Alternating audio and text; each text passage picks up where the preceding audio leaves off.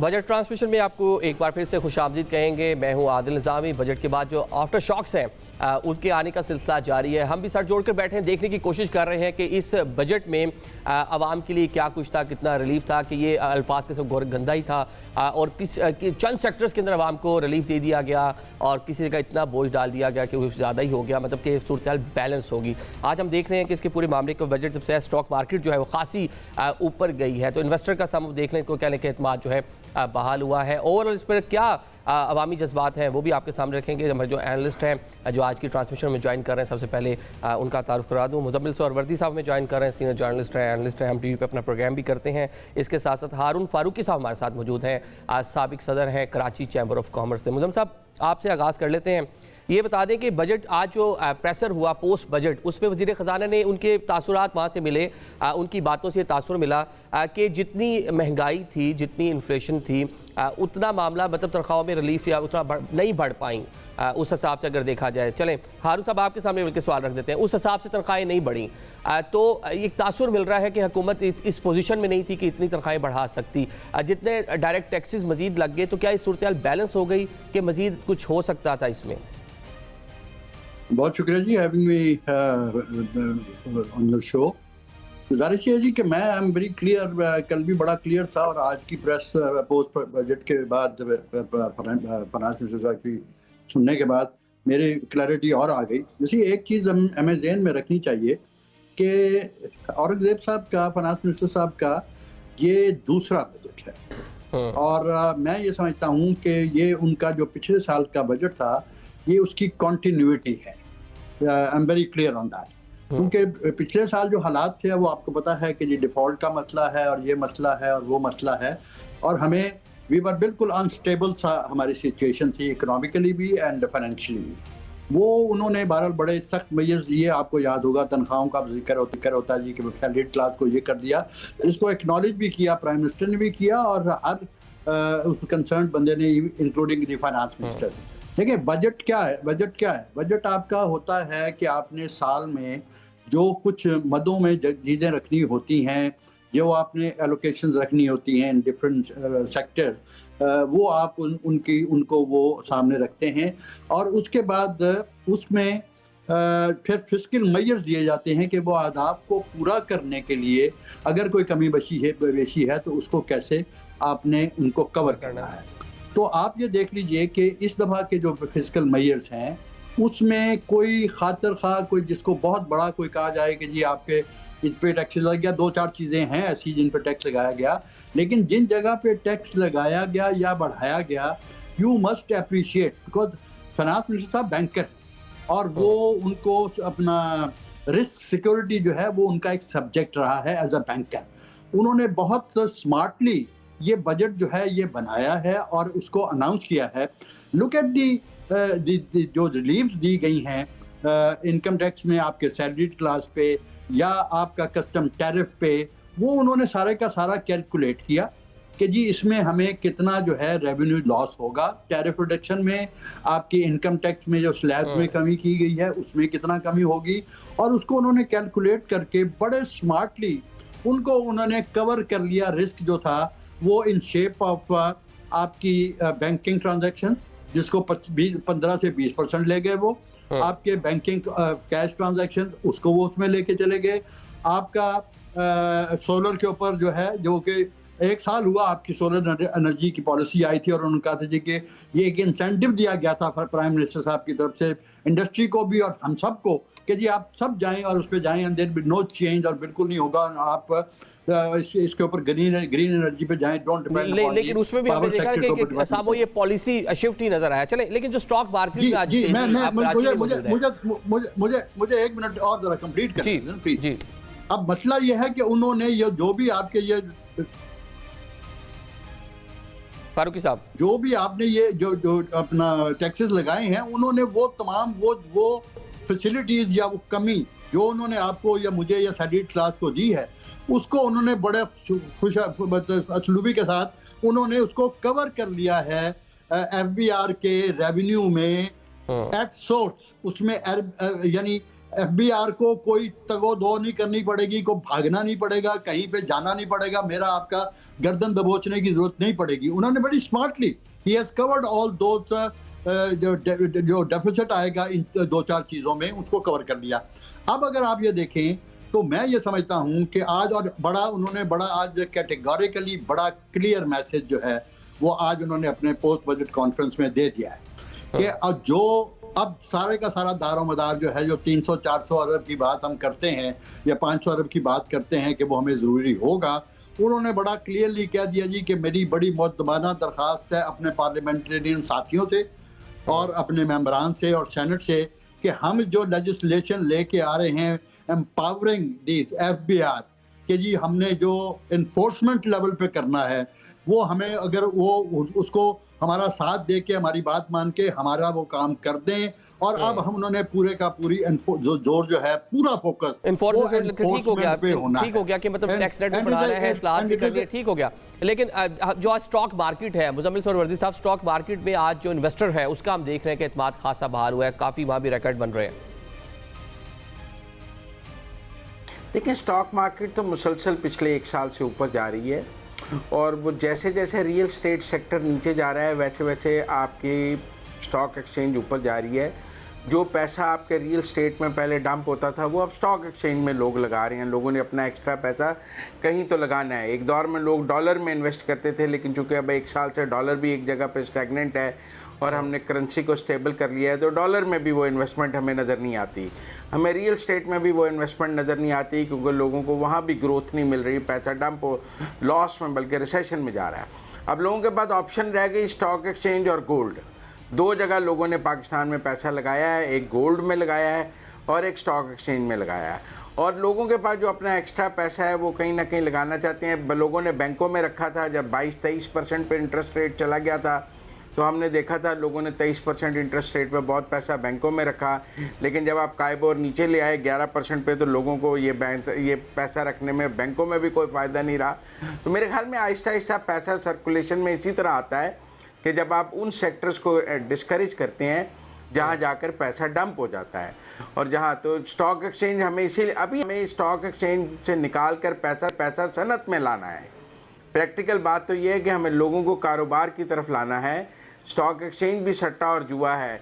एक स्टेट में एक दौर में हमारे यहाँ रियल स्टेट में प्लाटों पर भी सट्टा और जुआ हो रहा था। आज तो इसलिए इस सारे से निकाल के कौम को किसी प्रोडक्टिव काम की तरफ लगाना एक काम है कि वो कोई कारोबार करें अपने पैसे से, कोई एम्प्लॉयमेंट्स क्रिएट करें जैसे कि दुनिया भर में हुआ है। हमारे यहाँ लोग अपने एक्स्ट्रा पैसे से कोई काम नहीं करना चाहते, कोई कारोबार नहीं करना चाहते, वो उसका एज ए साइलेंट स्पेक्टेटर उसका प्रॉफिट खाना चाहते हैं।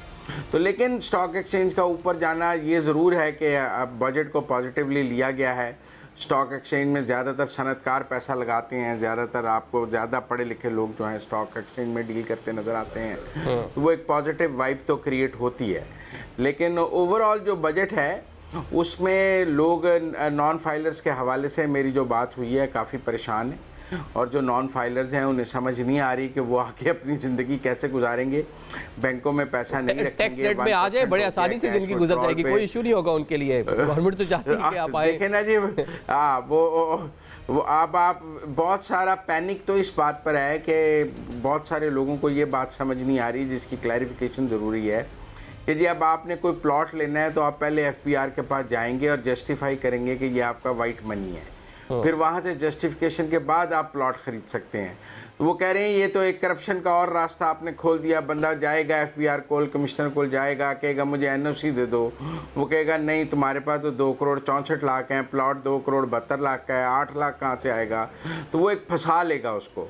मेरे ख्याल में जितनी भी ह्यूमन इंटरवेंशन कम की जाए वो ज़्यादा बेहतर है।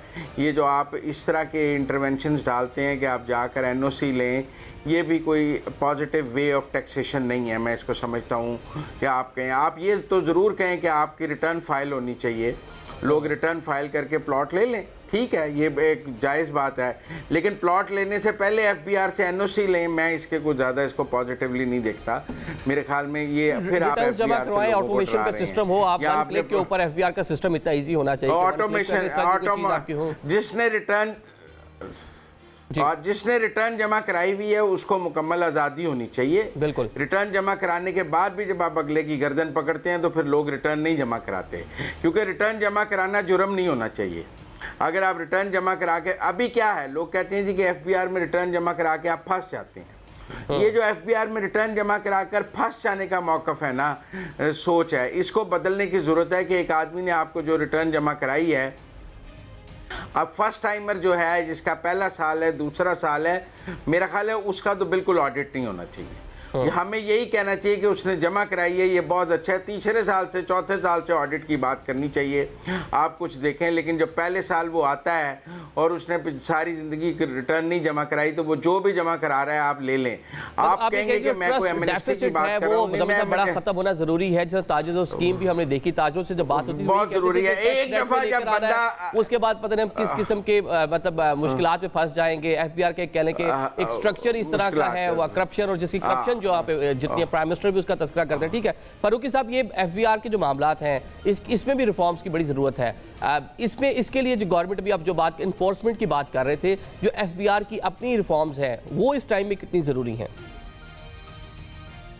सर जी, एफबीआर की रिफॉर्म जो हैं वो देखें, एक तो चीज़ होती है थ्योरेटिकल, आप बातें करते हैं, हम रिफॉर्म्स की बातें करते हैं, बहुत सी बातें करते हैं। पिछले 20-25 साल को आप देख लीजिए ना, जब भी है कि आप जिस सेक्टर को आप लाना चाह रहे हो, होलसेलर एंड रिटेलर्स और जो नॉन फाइलर्स हैं, आप क्या क्या क्या कल हम आज़ाद हुए हैं या 2 साल पहले आज़ाद हुए थे? ये 70 साल से ये मसला चल रहा है। पिछले 15-20 साल से आपने हर काम करके देख लिया, आपने दुकान टू दुकान सर्वे करके देख लिया, आपने मतलब क्या क्या नहीं हमने किया। मतलब इमरान साहब के, खान साहब के वक्त में देख लें, शबरजादी साहब को उन्होंने बुलाया कि पता नहीं वो आसमान से तारे तोड़ के ले आएंगे, वो आपने हालात देख लिए। यानी जितनी हुकूमतें नहीं हैं, they have tried their level best. अब मतलब ये है कि, और आप ये समझें कि ये जो एजिटेशन होगी और जो हालात पैदा होंगे और जो माहौल पैदा होगा, उसमें आप लाठीचार्ज करना सिर्फ बाकी रह गया है। बाकी इसके अलावा तो शायद हम हर मैयर जो है वो कर चुके हैं। गुजारिश ये है कि मैं अपने कुछ कह नहीं सकता, लेकिन इस वक्त हमारे इस बजट में जितना भी दारोमदार है रेवेन्यू कलेक्शन का, ख़ास तौर पे 1431 अरब रुपए जो आपने वसूल करने हैं, अभी आपने बड़े मुश्किल हालात में 1100 कुछ करके आपने दिखाए हैं, उसमें भी आप पूरा नहीं कर पाए। उसमें 250-300 अरब रुपया आपका और बढ़ जाएगा। इस साल नहीं किया तो अगले साल आप कैसे कर सकेंगे? हमें इससे कोई रॉकेट साइंस तो नहीं है ना। यही है कि आप लोगों के घरों में जाएंगे, लोगों के दफ्तरों में जाएंगे, दुकानों पे जाएंगे, अनरेस्ट क्रिएट होगा, माहौल ख़राब होगा, लॉ एंड ऑर्डर सिचुएशन ख़राब होगी। क्योंकि और ये जब तक आप इसको इंसेंटिवाइज नहीं करेंगे, क्योंकि डंडा से, जोर ज़बरदस्ती से ये कॉन्फिडेंस बिल्डिंग नहीं होगी। अब आज तक जो नेट आपका नहीं बढ़ सका, उसमें हमेशा, चाहे वो मतलब प्राइवेट सेक्टर है, चाहे वो हुकूमती लोग हैं, कि जी बिल्कुल डेफिसिट है हमारा, जो कॉन्फिडेंस लेवल है वो हमारा डेफिसिट में है between the tax agencies and the trade and industry. अब आप जो इख्तियारात करके और जो आप मोडस ऑपरेंडी आप क्रिएट करना चाह रहे हैं या बनाना चाह रहे हैं जोर जबरदस्ती का, तो उसमें तो कॉन्फिडेंस बिल्डिंग मेजर तो नहीं है, वो तो और नेगेटिव की बात होगी। ठीक है, लेकिन आप जो फरमान, देखिए डंडे से कोशिश करके देख ली, आप वो भी नहीं हो पा रही, ठीक हो गया। और साथ में जिस तरह गवर्नमेंट मुख्तलिफ टाइम में मुख्तलिफ किस्म की स्कीमें भी निकालती रही है, इनकरेज करती रही है नए लोगों को, टैक्स नेट का हिस्से लोग नहीं आ रहे, वे कौन सा फॉर्मूला है जो वर्क करेगा, ये आपसे पूछेंगे। उससे पहले एक ब्रेक लेते हैं।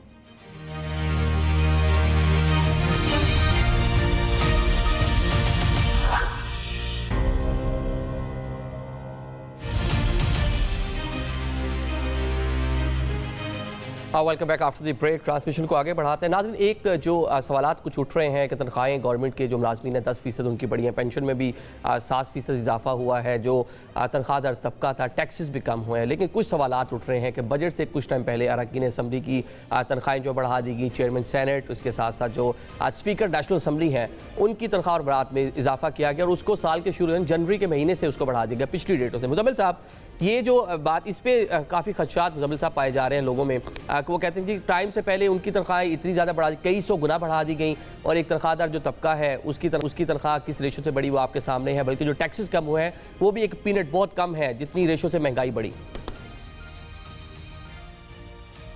नहीं, महंगाई तो सिंगल डिजिट में है।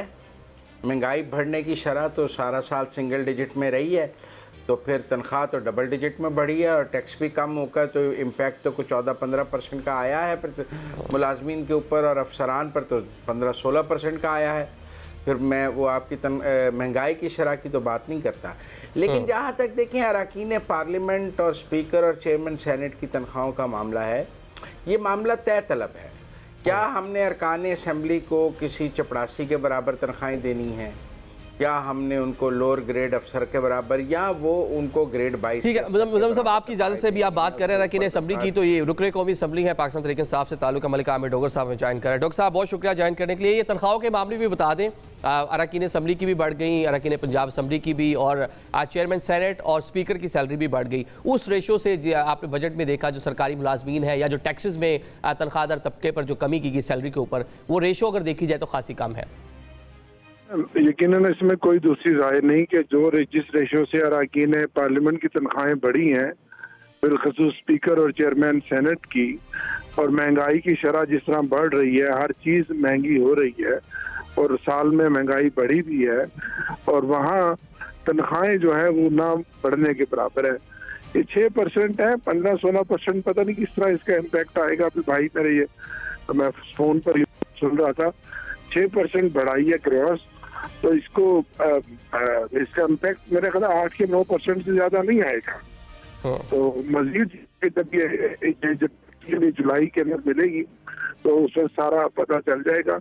लेकिन आप देखें कि अगर गवर्नमेंट को कोई एक रिलीफ किसी जगह पर नजर आता है तो सिर्फ एक ये शोबा है जो कि ना होने के बराबर है, बल्कि पूरा बजट एक तरह का अवाम दुश्मन बजट है। पूरे बजट में बार इसमें आम जी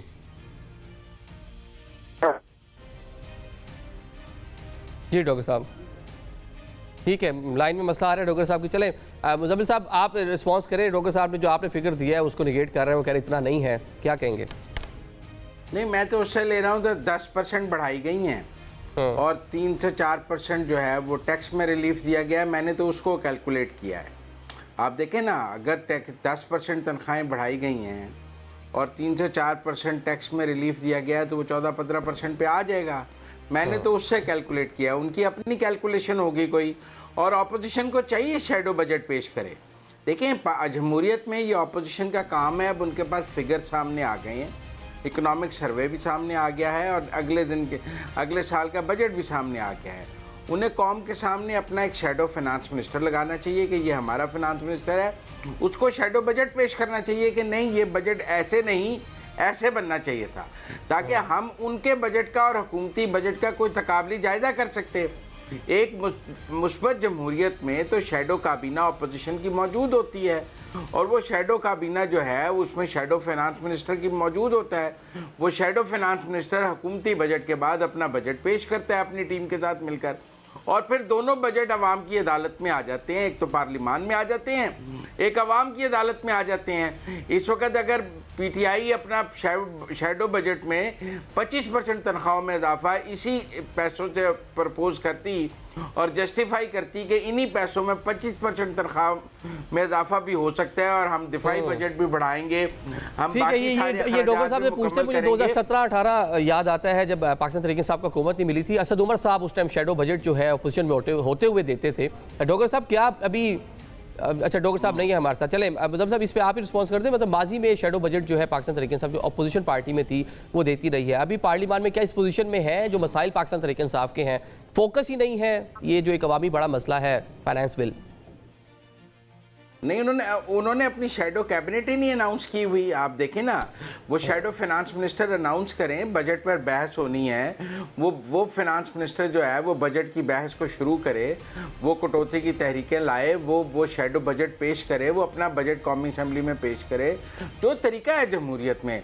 और हमें भी समझ आए कि यार देखें, इन्हीं पैसों में जो पैसे पाकिस्तान के पास हैं, देखिए ना, यह हुकूमत के पैसे हैं ना अपोजिशन के पैसे हैं, ये पाकिस्तान के पैसे हैं। जितना भी पाकिस्तान के पास ज़र मुबादला है या टैक्स के पैसे हैं या जिससे हम मुल्क चला रहे हैं, इन्हीं पैसों को वो बेहतर मैनेज करके दिखाते हैं एक शैडो बजट से, तो हम ज़रूर हुकूमत से सवाल कर लेंगे कि भाई आप क्या देखें ना, आज मैं सुन रहा था उन्होंने कहा जी गवर्नमेंट ने अपने एक्सपेंस सिर्फ 2% बढ़ा और इससे सख्त फाइनेंशियल डिसिप्लिन नहीं हो सकता था कि फेडरल गवर्नमेंट ने अपने जो है 2% से ज़्यादा अपने इंक्रीज नहीं होने दिए अपने एक्सपेंस। मैं समझता हूँ 2% भी नहीं होने चाहिए थे, बल्कि हमें तो वफाकी हुकूमत के अखराजात में कमी देखने के हम ख्वाहिशमंद हैं।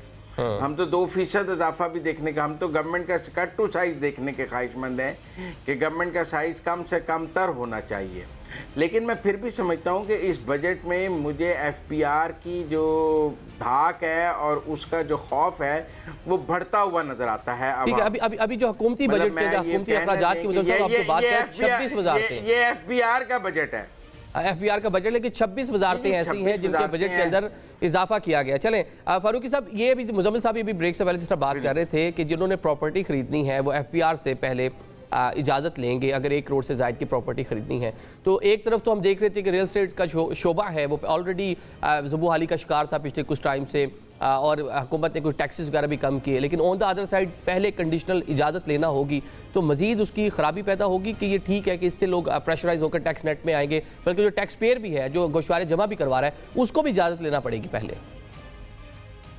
जी, मैं तो पहले ही अर्ज कर चुका जी कि ये बजट जो है इसमें कोई फिस्कल मेजर्स नहीं लिए गए, सिर्फ और सिर्फ आपका FBR को एम्पावर किया जा रहा है और मज़ीद एम्पावर कर रहे हैं थ्रू लेजिस्लेशन कि अब आप बाहर निकलें और लोगों के घरों तक भी जाएं, दुकानों तक भी जाएं और दफ्तरों तक जाएं, फैक्ट्रियों तक जाएं और इसको इन्फोर्समेंट के तौर पे करें।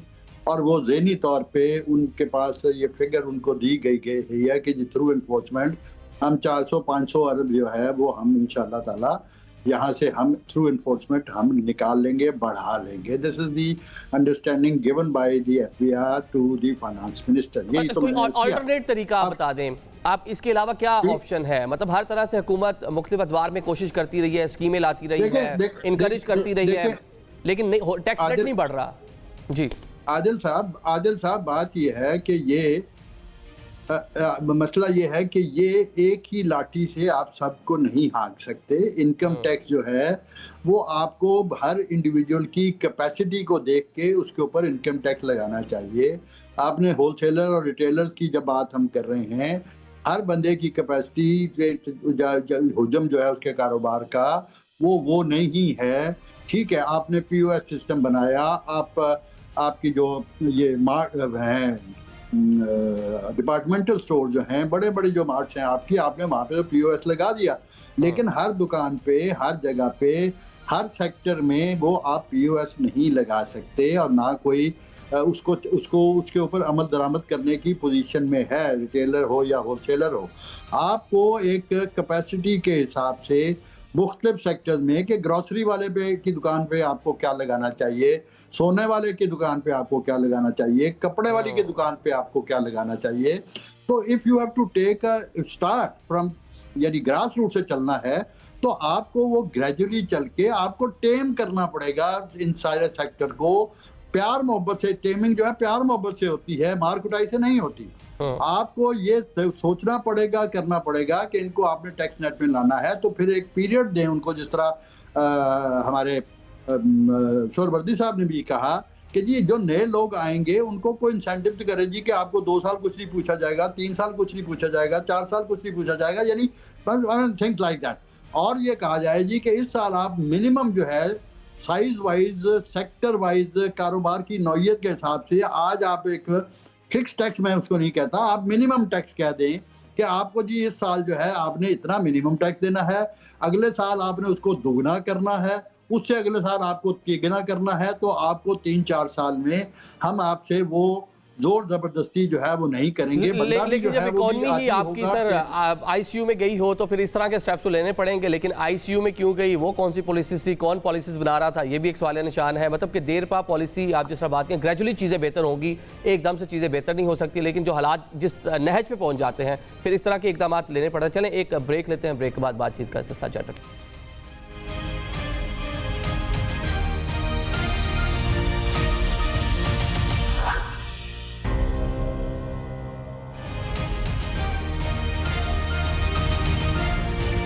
Welcome back after the break. Transmission को आगे बढ़ाते हैं। जुबैर मोतीवाला साहब भी हमें ज्वाइन कर रहे हैं कराची से। जी बहुत शुक्रिया जुबैर साहब ज्वाइन करने के लिए, आपका भी ट्रांसमिशन शिरकत के लिए बहुत शुक्रिया।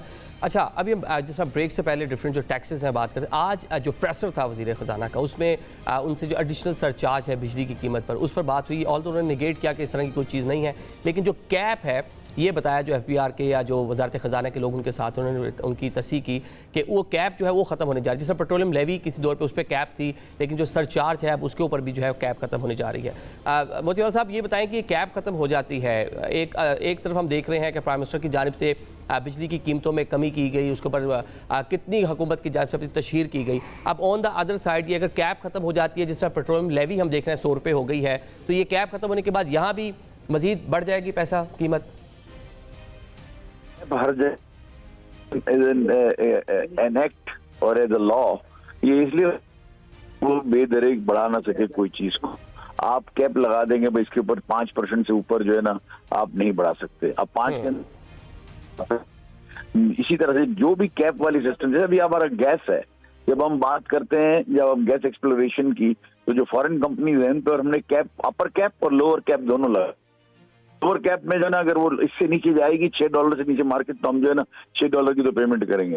लेकिन अगर $12 से ऊपर जाएगी तो हम 12 नहीं करेंगे, 12 तक की करेंगे। जैसे lower cap and upper cap, और अगर उन्होंने कैप हटाया है, अपर कैप हटाया है, मुझे अभी भी मैंने पढ़ा जरूर, नेपरा एक्ट में तरमीम की जाएगी, मादर पितर आजाद हो जाएंगे। जी बताए, आप कुछ कह रहे हैं? मैंने कहा नेपरा एक्ट में तरमीम करके इख्तियार दिया जाएगा कैप खत्म करने का। देखिए, नेपरा तरमीम का अगर इख्तियार ये देते हैं तो ये तो एक मादर पितर आजाद वाली बात है ना, कि जो मर्जी है कर लो आप, इसको कोई कैप आपको कोई पूछने वाला नहीं है। आप कम से कम परसेंटेज में, अब इतने % के बाद आप जो है ना इससे ऊपर नहीं जा सकते। बिल्कुल आप फ्री फॉर ऑल कर दें और उसमें कैप लगाना चाहिए। मेरा ख्याल है कि ये करेक्शन होगा और हो जाएगा। इसको इस तरह से ये खुला नहीं छोड़ सकती, गवर्नमेंट भी नहीं छोड़ सकती कि जो है ना उसके ऊपर आ जाए। वैसे नेपरा जो है उसको तो वो सारी इवेल्युएट करता है, हमारी हियरिंग होती है, कंज्यूमर्स भी जाते हैं, जो इफेक्टिव हैं वो भी जाते हैं, अग्रीड पार्टियां भी जाती हैं, बाकायदा कोर्ट की तरह का एक सिचुएशन होती है और उसके अंदर साथ दोनों की बातें सुनते हैं, फिर उसके बाद उसका फैसला करते हैं। और कई दफा जो है ना हमने ये देखा है कि हमारे हक में भी फैसला आया है। तो ऐसा नहीं है कि कैप्स की वजह से कोई बहुत बड़ा वो हो जाएगा, क्योंकि वो तो बाकायदा एक हियरिंग होती है और एक सिस्टम बना हुआ है नेपरा का भी और ओगरा का भी। ठीक है मुजम्मिल साहब, मतलब सरचार्ज में इजाफा, मतलब कि बिजली की कीमत जो है उसमें इजाफा। अब जो है प्राइम मिनिस्टर माजी में हाल ही में बल्कि इसका क्रेडिट लेती रही है हुकूमत के, बिजली की कीमतों में कमी की गई है। तो अब आने वाले दिनों में अगर कैप खत्म हो जाती है, जिस तरह पेट्रोलियम लेवी के ऊपर हम देखा 100 रुपये तक चली गई, इधर भी एक आज़ादी मिल जाएगी आपकी हुकूमत को कि उसको जनाब सरचार्ज जो है उसको बढ़ा सके, तो बिजली की कीमतें आने वाले टाइम में बढ़ सकती हैं। देखिए, मैं समझता हूँ कि बिजली की कीमतों को बढ़ाना इस मुल्क, इस हुकूमत के पॉलिटिकल कैपिटल को लॉस है। और पीछे भी हमने ये देखा कि गवर्नमेंट ने पेट्रोल महंगा रखने को तरजीह दी बनिस्बत बिजली महंगी करने के। लेकिन ना आपने कहीं से खसारा पूरा करना है, तो हमने ये देखा कि 2 माह पेट्रोल महंगा रखा गया। एक दफ़ा तो कहा गया कि हमने बलूचिस्तान की एक सड़क सड़कें बना रही है, महंगा रखा गया। फिर 2 दफ़ा इसलिए 2 दफ़ा इसलिए महंगा रखा गया कि हमने वो पैसे बिजली में डालने हैं और बिजली सस्ती करनी है, तो हम पेट्रोल महंगा रखेंगे और बिजली सस्ती करेंगे। अब भी जो पेट्रोलियम लेवी में इजाफा किया जा रहा है, बेसिक सेंस अगर हुकूमत का माजी देखें तो वो यही नज़र आता है कि हुकूमत अपना बिजली का खसारा पेट्रोलियम लेवी से और पेट्रोल से पूरा करना चाहती है। और यहाँ वो पेट्रोल महंगा रखेगी, यहाँ बिजली महंगी रखेगी, दोनों नहीं महंगी करेगी, जो मुझे समझ आती है, क्योंकि फिर तो हुकूमत के लिए बहुत मुश्किल हो जाएगी। शायद किसी ने हुकूमत को समझाया है कि 20-25% लोगों के पास गाड़ियाँ हैं और कोई आप 60-70% लोगों के पास बाइक्स हैं, तो लेकिन 100% लोग बिजली का बिल देते, लेकिन बिजली का बिल 100% लोग देते हैं। तो लिहाजा आप पेट्रोल बेशक महंगा रख लें, लोग इसी कीमत पर एब्जॉर्ब कर लेंगे। अगले 1 साल की फोरकास्ट भी यही है कि पेट्रोल आलमी मार्केट में मंदा रहेगा, पेट्रोल सस्ता रहेगा और हुकूमत उसका फ़ायदा उठाकर बिजली में देना चाहती है, जो मुझे समझ है। और जहाँ तक मेरा ख्याल है कि अगर अब हुकूमत ने बिजली महंगी की तो बड़ा पॉलिटिकल कैपिटल का और अभी आपने बड़ी एक अहम बात की कि 100% लोग बिजली का बिल देते हैं पाकिस्तान में। मुज़म्मिल भाई, मतलब आपके बलूचिस्तान में नहीं, मेरा बिजली इस्तेमाल तो करते हैं ना यार, इस्तेमाल करते हैं, बिल नहीं देते। जहाँ देते हैं वहाँ तो देते हैं ना यार, ठीक है ना, ठीक है। बिजली तो इस्तेमाल करते हैं ना। लाहौर में जो उनका पॉलिटिकल कैपिटल है, जहाँ अर्बन पंजाब है, जहाँ यहाँ है, वहाँ की रिकवरी तो बाकी जगहों से बेहतर है ना। चले फारूक साहब, आपका कमेंट 30 सेकंड है मेरे पास, कमेंट कीजिएगा इसके ऊपर। सरचार्ज के ऊपर कैप खत्म हो रही है। सर गुजारिश ये है कि जिस तरह सोहरवर्दी साहब ने शुरू में कहा था ना जी, कि हमारे यहाँ जिन्होंने बिल बनाना है और जिन्होंने बिल पास करना है वहाँ पे अपोजिशन तो है नहीं, तो मैं ये समझता हूँ कि एक्चुअली ये वन वे ट्रैफिक चल रही है। और वो अभी ज़ुबैर साहब ने भी एक लफ्ज़ इस्तेमाल किया कि जी मादर पिदर आज़ाद। आप ये देखें कि हर उस जगह पे वो पिंच किया जा रहा है कंज्यूमर को, चाहे वो इलेक्ट्रिसिटी है, चाहे पेट्रोल है, चाहे आपका जो आपको इंटरेस्ट इनकम जो मैंने पहले कहा कि चलिए ठीक है, अब एक न्यूज़ ब्रेक की जानिब बढ़ना है। आप मोअज़्ज़ज़ मेहमानों का ट्रांसमिशन के लिए बहुत शुक्रिया, शामिल होने के लिए। उस ब्रेक की जानिब बढ़ेंगे, उसके बाद दोबारा आपकी सामने हाजिर होंगे।